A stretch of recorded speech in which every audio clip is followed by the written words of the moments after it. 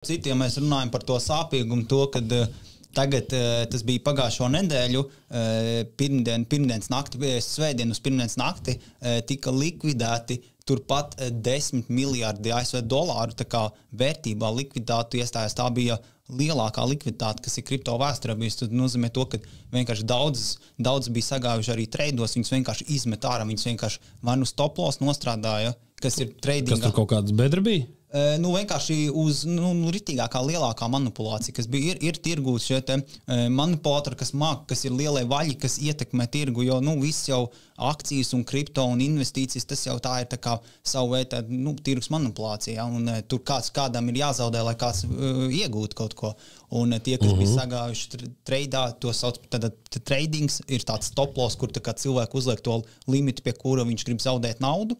Un šobrīd, kas ir tā, ja viņš, piemēram, tev cena ir, piemēram, 500 eiro, piemēram, un ja tā cena valūtai nokrīt uz 200 eiro, tajā brīdī tev apstājās, un tu tā kā to naudu visu nepazaudē. Bet šobrīd cikls ir tāds, ka tāds bullrun cikls ir, un liela daļa cilvēku, protams, tradingā iet bez stop lossēm. Tas nozīmē to, visa nauda, ko tu uzliec uz trading kontu virsu, tu viņu var pazaudēt visu, ja tu neuzliec stop loss.